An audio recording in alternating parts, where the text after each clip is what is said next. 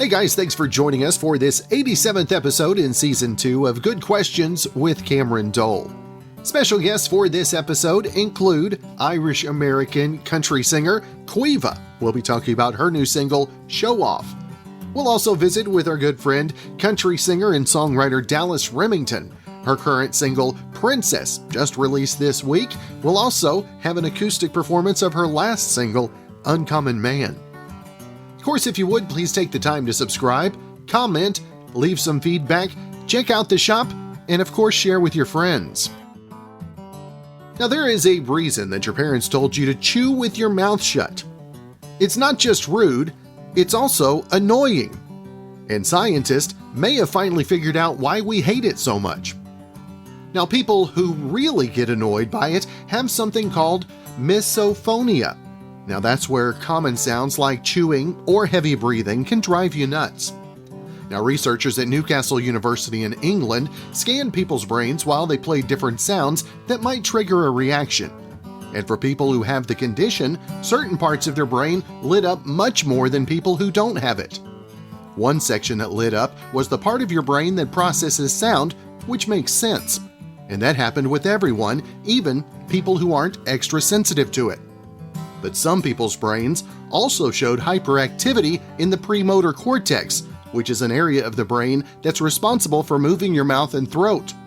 In other words, hearing someone chew their food can activate the part of your brain that wouldn't usually kick in unless you were chewing.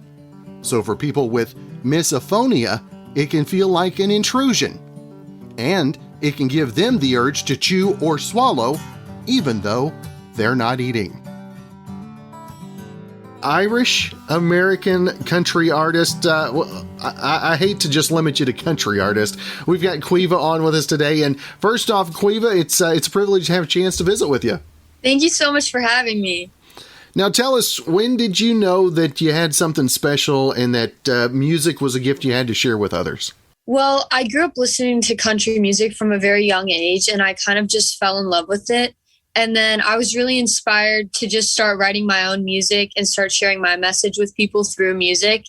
And when I was 9 years old, that's when I started songwriting. And I started working with Jamie O'Neill, and she kind of taught me everything I know about songwriting. And as soon as I got in the studio and I recorded my first song and I heard it back, that was kind of just when I knew that this was what I wanted to do for the rest of my life. What was it like? What was your first impression when you heard yourself back? Or have you grown accustomed to hearing yourself? I know as a radio guy, when I hear my voice, I'm like, I don't really sound like that. Yeah, it was definitely an interesting experience, but I've gotten more used to it now, of course. But it's still like, you can always hear the little things that you do when you're like, oh, I don't like that, when everybody else might think it sounds great. But it's like, you just know yourself, and I bet you understand that with radio as well. And you talked about Jamie having a hand in your successes as well. And to see somebody like that have an interest in you and your artistry as well, I mean, what does that mean to you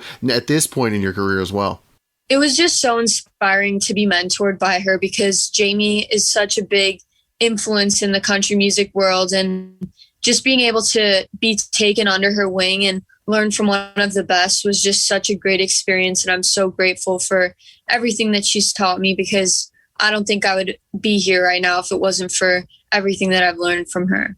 Your age, 17 still, or have we hit 18? You're still 17. Yeah, I'm still 17. Now, do you think that being Irish-American and splitting time, boy, easy for me to say, splitting time between the two, do you think that has really maybe matured your mental process in the songwriting over the last few years? Well, I think that just being in Ireland and then being here has just made me experience different things, which then can influence my songwriting. And the people in Ireland all love country music, so I love playing back there, and I just want to keep improving and playing for people. So I just love doing that when I'm home. The new single, Show Off, this one, I tell you, when I first heard it, I was like, it can't be the same girl that's done these ones before. The growth that I see not only in the songwriting, but in the production work as well. I mean, how proud are you of the single and then of the reaction you've been getting from the listeners as well? Thank you so much. Yeah, I'm so excited to have this song out there. It was one that I really worked hard on. I wrote it with Trent Tomlinson and Brandon Darcy, and we just had a blast writing this one because I wanted to write a song that just talks about how you don't have to be somebody else to impress somebody that you like. Because I feel like, especially in today's world with social media and everything, everyone can feel pressured to do that. But I'd been working on this one for a while, and I was just so excited to have it out because it's kind of like a new chapter, I feel like, with my music, and just something new that I was just so excited to put out as soon as I'd finished writing it. You're a seasoned veteran now. You started writing at the age of 9, so now you got like 8 years of songwriting under your belt. How has the writing changed, and how has the inspiration for writing? I mean, how much easier is it to find those inspirations? Well, when I was younger, it was definitely so much harder to write because we'd be sitting there and it's like, well, you can't say that, you can't say this, because I'm so young. Like, what is there to write about? I could really write corny love songs that talked about, flowers and rainbows and stuff like that. But now, since I'm older, I've experienced so much more, and I've just been able to write, I feel like, more relatable music and just expand what I write about for sure. This last year, as we've all had to change the way we do things, I mean, how much has social media helped you expand over the last year when so many people haven't had the chance to get out and actually play, obviously having to delve more into that social media presence? The pandemic definitely messed everything up, but social media was one thing that was still there for people to stay in contact with their fans, which I'm super grateful for, because even though I wasn't able to be out playing live shows, I could still record a cover and post it up there for my fans to see and stay in contact. And the ones who can't make it out to the live shows would still be able to see that. So it was just a great way to stay connected with your fans throughout everything that was going on. Have you had the opportunity yet, as things have opened up? Have you had the chance to get in front of a live crowd yet? I have. I've played a few rounds, like writers' rounds here in Nashville, but nothing crazy. I'm going to be playing in the UK this summer, which is really fun, for the Buckles and Boots Festival. So I'm super excited about that. That's going to be a big live show. But other than that, just a few smaller live shows. But it was just so nice to be back up on stage and singing for a crowd. Now, how much did you have to battle the butterflies getting back up there the first time out? I think that the butterflies were just mainly excitement of being able to get back up there. I wouldn't say I was really nervous, but it was definitely just a great experience because once I'd gotten back down, I just wanted to be back up there again.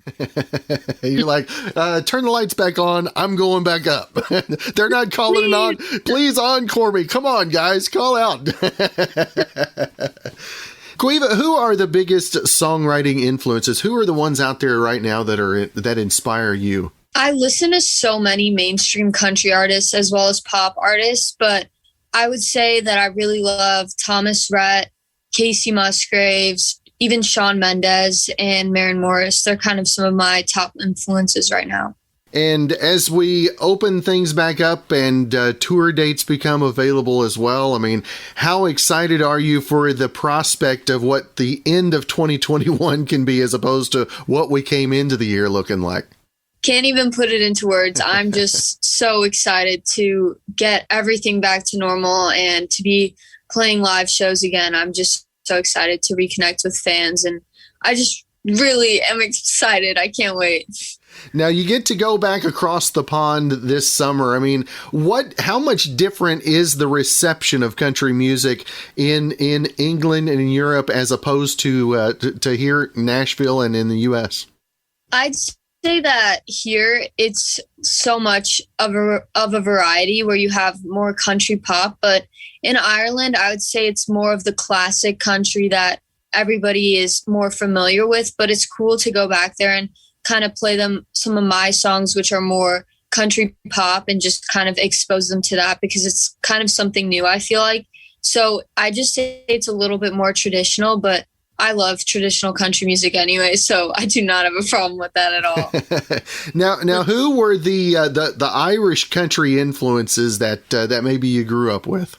I mean, I wouldn't say I had any Irish influence like with country music, but I would say my grandmother, she was an Irish singer and she would sing all around Ireland. And so I'd say that she was just one of my influences with singing for sure. And yeah, she really inspired me. Now, what are the goals, the outlook for the new year, and how has the way things have gone the last year, how has that adapted you for the reopening, if you will? I think that I've just been really focusing on songwriting and figuring out what kind of music I'm trying to get together, because it's just been a crazy year for everybody, and trying to stay away from those songs that are more depressing, because nobody was in the mood to write happy songs to say. I just say that working on some good up-tempo, happier music and just getting everything together so that once the time comes for live shows to come around, I'll be all prepared, and I'm just so excited for that. Now, how much do you appreciate the live songwriting sessions as opposed to the Zoom writes? I mean, how excited are you to see those back again?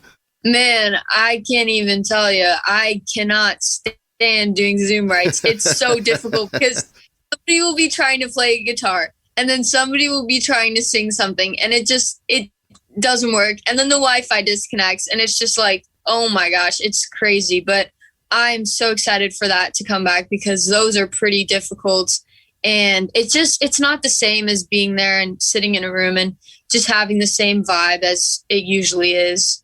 That's cool. Now, Queeva, if folks want to find more information about the single, about the upcoming dates, social media, all of that, where's the best place for our listeners to catch up? So all my music is for social media is at Queeva Music, and then you can find all my tour dates and any more kind of updating news you can find at queevamusic.com. So those are kind of places that people can stay in contact. And all my music is available on all streaming platforms. Well, that's awesome. And again, Queeva, I appreciate you taking some time out of your schedule today. And you have a great rest of your week. Again, thank you for your time today. Thank you so much, Cameron. I hope you have a great day. Now, if you're having second thoughts about a significant other moving in with you, there's many ways to deal with it. I mean, first off, you could, talk it over. But there's a guy in Clearfield, Utah, just north of Salt Lake City, who had a much more dramatic plan. He set fire to his own mobile home so that there was no place to move into. Now, he's a 29-year-old named Jordan Berghout, and when the firefighters showed up and saw the place ablaze, they asked him what happened. He said something like, "I know exactly how the fire started. I started it because things with my girlfriend have not been going well, and if I burn down the house, I no longer have to worry about her moving in." Well, unfortunately, he didn't just burn down his own house, he also caused significant damage to the place next door. Now, luckily, it doesn't sound like anyone was hurt. Now, by the way, Jordan also told police that he was addicted to meth and that he's heard voices that have told him to harm himself or others. He was charged earlier this week with aggravated arson, a first-degree felony. Love to have our friends back on, and none much more friendly to us than our good friend Dallas Remington. And Dallas, an exciting week. I appreciate you taking some time to be on the show. Yes, definitely. Thank you so much for having me back. I always love getting to talk with you. Like I said, an exciting week. Brand new single dropped yesterday. You didn't have much going on yesterday to go along with that, though, did you? Not at all. 2 gigs, radio interviews, pre-recorded, thankfully, television appearances, because if we'd had that on top of each other, I don't know what I'd have done. I'd have gone insane yesterday. I was already chugging a monster as is. So, it was an amazing day, and got my very first billboard. And it's right downtown in the heart of Nashville. So if you're driving down Broadway, you see it. And it's just been a crazy, crazy week. Heard myself on the radio for the first time this week. Like, it has just been, thank you, Lord, for all the craziness. But it's been a lot of tears this week, too. So happy tears. So it's been awesome. That's good. Now tell our listeners, we previewed the track this morning, and I was texting you, showing you updates as it was coming up. What's it like, a new single, and we've talked already, Dallas, the challenges we've all seen this last year, to have something out there, and just, does it feel rejuvenating to you as things open up? Oh, yes. Yes, definitely. And, we released a single last year in the middle of the pandemic, and not being able to really promote it, not being able, like, I hopped on a Zoom with you and with several people, but so many people weren't working because they didn't know what was happening. They didn't know what to do. So everybody put a pause on it. So now that we can release a new single, I'm in Alabama right now getting ready to go on set and film something. Like, the fact that we can leave our house, go promote it, and hopefully get back on radio tours soon. So hopefully we can move back to Oklahoma and see you, is just, oh, it's amazing. Like, and it's one of those things you never realized you weren't going to have. You weren't going to be able to go out and support a single and tour and play shows. And now that we can, it's like, hallelujah, we can see the light. We can see the end of the tunnel. Let's just go. Let's do this thing. Now, Dallas, we've known each other for a few years since you made a radio visit to the studios here in Altus. And how different do you look at a radio tour now as opposed to that first radio tour? I mean, how much have you grown? Well, I've learned I think you were one of our first runs we ever did, and Miss Jennifer booked that. I have started booking them, and I have learned I am terrible at logistics. So I have grown in the fact that someone else has to book radio tours. Because I did it last time we went on a run, and my mom was like, I'm going to kill you, because she had to do all the driving. We had to get from Kentucky to the eastern side of Arkansas in 6 hours, and then we had to get from there to Hugo, Oklahoma, by 5 a.m. And then we had to get down to Houston, and my mom was like, you're never booking anything again. So I have grown in the fact that I can now delegate. But, I've loved that we did start doing radio tour when I was so young. So now I'm going back and I'm seeing friends. It's not like I'm meeting people. I'm meeting a lot of them for the first time, but getting to mix in meetings with people like you and people that we've known since I was 17. And so they do see the growth I've gone through, because they've literally been there since I was a kid. That's really cool. And we're hopefully going to be getting back on the road and getting to see some more friends, meet some new people, radio tour wise this year. And, it's going to be a whole new ball game just because of what we all have been through the last year. Still trying to be safe, be careful, and, try to make the best of it, but keep everybody healthy. And in the meantime, so it's going to be a whole new ball game now.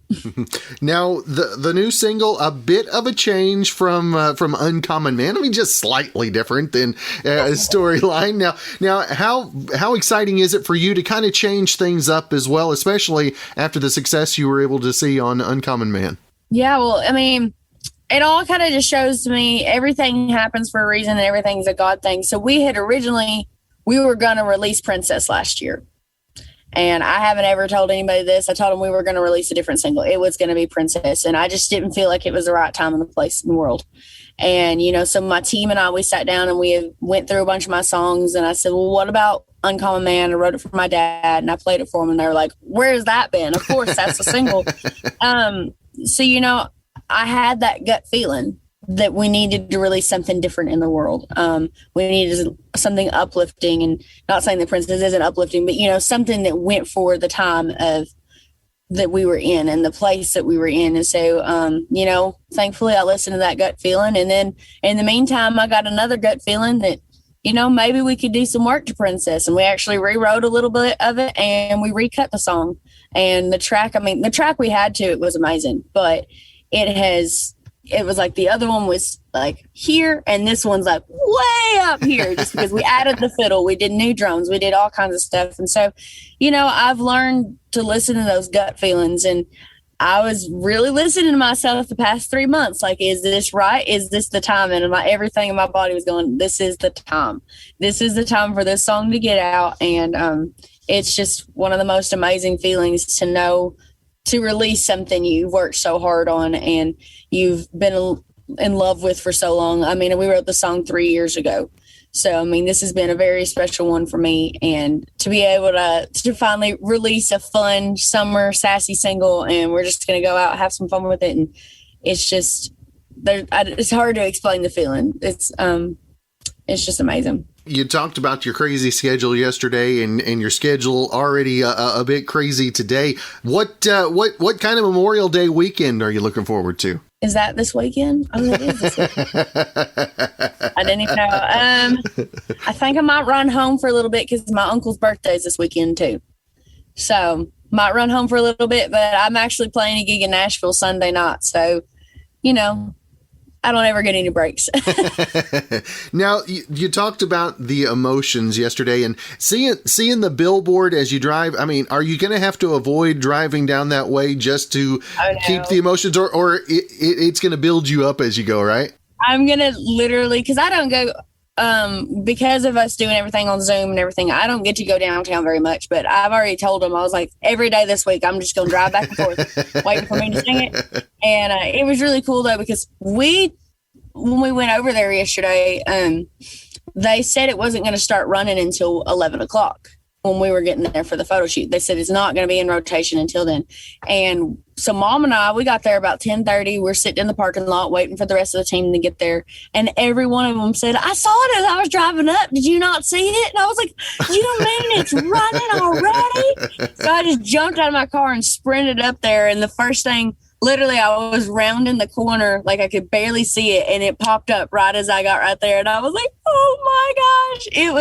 It was amazing. So I'm excited I'm going to drive by like probably 1 billion times this week just to see if I see myself. Dallas, how much different is it taking the stage now? Are things? I know that the crowds are excited to see live music. Is the feedback getting close to what we've seen before? Yeah, I mean, I feel like the crowds are a lot more attentive. Like they pay more attention now because we've had so long without live music. So why would you go out and see live music and talk over it? So I feel like that's a good thing. And they're wanting to get into the show. They're talking to you more. They're paying attention. They're asking questions. It's I guess because so many people have gotten used to, Zoom things or Facebook Lives where you can ask questions. So I'll just be playing and somebody will be like, just start asking things and asking for requests. And I'm like, I love it because that's what live music is supposed to be like. And the fact that we're getting to that, where people listen, they want to be part of the show, I think is amazing. And I hope it stays that way. Because, it's really cool for an artist to play a show and not be background noise. Yeah, I know, right? And there's no other way to say it. So now, if they have questions, do they at least raise their hands? Do they at least do that? I mean, they wait till in between songs, and they might wave at me, and then they'll ask. Yeah. Now, the new single, Princess, tell us the whole story behind that, and how hard is it as a songwriter to realize that maybe you need to do a little editing? How hard was that to accept, I guess? Yeah, I know. So Princess, we wrote 3 years ago this month, actually. I wrote it with Bridget Tatum and Nancy Deckant. And we wrote it in like an hour and a half. It was one of those just like flew out kind of songs. And so it was actually the day after the royal wedding back in 2018. And I was stalking Bridget on Instagram that morning. And I'm like, she's Bridget Tatum. I mean, she just speaks lyrics, basically. Yep. And so I was like, what has Bridget said recently that could be a song? And so I was looking at her Instagram, and she put on there, "You ain't a princess until you marry a prince." And I was like, ooh, girl, preach. And I brought it up when we got to her house, and she goes, "Oh my gosh, yes, I'm so glad you saw that. I'm way ahead of you. Let's go." And we ended up writing this song that's just about a girl who's trying to be something she isn't instead of embracing what she already was, embracing the life she has. And, our message to anybody, we're having fun and we got sassy with it. But anything if we want anyone to take anything away from the song, it's just to love who you are, no matter what, no matter where you come from, because there's always going to be somebody that loves you for you. And that's what we tried to write on the song. And we didn't rewrite a bunch of it. We just had a couple lines. We had one that they always say, don't put things in songs that might age it. And we had one line that I was like, feel like it's aging it. I feel like it's so we went through. So our new line, and I won't even say the old one, but the new line that we did add in is the self-claimed royalty. And I think that was a really good addition to the song, because I think it just helped, amp that thing up that she thinks she is, but nobody else does, And but yeah, it is kind of, especially when you've already recorded the song, right? To sit down and be like, and luckily, like I said, I was having that gut feeling, and Mama was having it too. My mama does everything with me, and she's with me everywhere. And one day we were driving around last October maybe, and she goes, "Can we listen to Princess?" And I was like, "Okay." And she goes, "See?" She's like, "I know it. I know there's something there." And I was like, "I just don't know, Mama." I was like, "I love it. It's got to be great. I don't know if it's great yet." So we listened to it. And I went to my producer and I was like, "Please don't kill me. Just don't be mad. I think it needs something." And he goes, "I've been feeling that too. Let's redo this." And I was like, "Oh, thank goodness we're all on the same page." And, I was talking to somebody about it the other day, because now one of the main things about the song is the fiddle. We had no fiddle in it to begin with. So if we hadn't had that gut feeling, we would never have had Janae Fleener on there ripping it to shreds with that fiddle, And I'm like, I'm so glad that all three of us have been like, let's add something, let's do some things. And, we redid drums, we added a different guitar part in place, and then we had her come in and see, because originally all of her fiddle parts were lead guitar, which sounded amazing. And I'm, me being a guitarist, I love that. But I was like, let's try a fiddle there. And next thing I know, he goes, "Okay, I'll send it to somebody to see what they think." I didn't know who he was getting to do the fiddle part. Next thing I know, he texts me, he goes, "Okay, Janae was in here yesterday. She did the fiddle part, so I'm sending them over to you now." And I was just like, whoa, this is insane. I'm so glad. So, in this case, it was kind of a no-brainer for us to redo things. We just had to admit that we were feeling that things need to be redone. But as a songwriter, when people come up to you and they're like, "Well, I think I would do this," and it's like, most of the time I want to go, "Well, that's just your personal opinion." But I don't. I listen, but sometimes I'm hard-headed and I don't do it. That's hilarious. So Dallas, know you got your guitar there for us, and I'm excited to hear you play. Do you want to save the single? Do you want us to play that at the end and maybe play something else now? Yeah, that sounds great. Here. Well, never done a performance in the back of a Suburban before, so we'll do this. This is actually my single we released a year ago this week. It's called "Uncommon Man." And thank you, Cameron, for all the support you showed it. There's no such thing as 40 hours, no working 9 to 5. Blood, sweat, and tears, praying to God help me survive through droughts and floods and never-ending days and disaster years. He tries to keep his faith.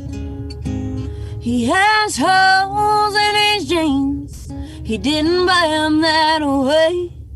And when he shakes your hand, you have his word, and he'll take it to the grave.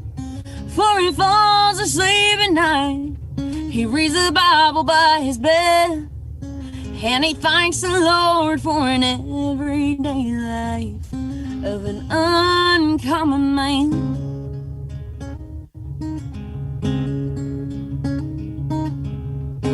He does his best to support his kids and his wife.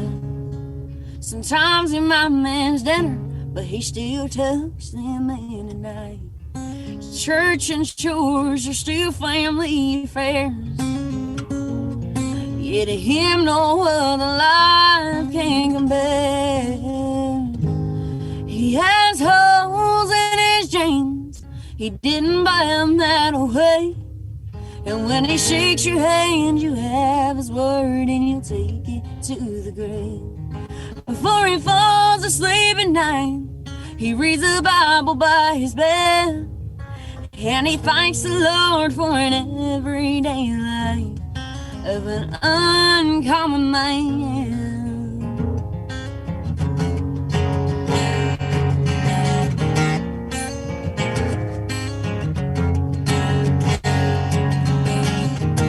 It might sound like a poor man's life. But he's richer than any millionaire. He has holes in his jeans, he didn't buy them that way. And when he shakes your hand, you have his word, and you'll take it to the grave. For he falls asleep at night, he reads the Bible by his bed. And when he thanks the Lord, and and he thanks the Lord for an everyday life of an uncommon man. An uncommon man. That's why I don't think and sing at the same time. It's all fun and games. Oh, yeah, I'm going to play this later. Oh, duh. Remember it now, Dallas. My bad. That's all good. Now, Dallas, I know you're getting close on time. I wanted to make sure that we let everybody know where they can find the new single, where they can keep up with upcoming tour dates, social media, and all that stuff as well. Yeah, so the easiest way is to actually just go to my website, DallasRemington.com. That's Dallas like the city and Remington like the shotgun or the curling iron, whichever one you want to use. And from there, it's got the links to all my socials, links to where you can find Princess and the rest of my music. There you go. Well, Dallas, it's always great to visit with you, my friend. Looking forward to seeing the success of the new single. And of course, always looking forward to talking again real soon. Awesome. Thank you so much for having me. And as promised, thanks to our friends at Spotify, here is that single Princess, which is available now wherever you get your music. Before we go, does this stat have more to do with not wanting to share or not wanting to be judged? 59% of Americans say they prefer to eat ice cream alone, with no one else around. Now, the poll also found 83% of millennials who like ice cream think they're an ice cream expert, whatever that means. Well, thanks again for joining us for this 87th episode in Season 2 of Good Questions with Cameron Dole. If you ever have a comment, question, or anything else you'd like to know, just hit me up on the contact page at gqwithcam.com. You can also find me on Instagram, Twitter, Facebook, and TikTok, all at GQ with Cam. If you'd like to help out in the funding for this podcast, you can visit the merch store where we've got hoodies, shirts, stickers, mugs, tumblers, much more. That's gqwithcam.com/shop. If you have a special guest idea, email me, gqwithcam@gmail.com. Well, thanks again to our good friend Brandon Allen for coming up with our theme music. We're going to let him play us out and hope you guys have a great rest of your Thursday.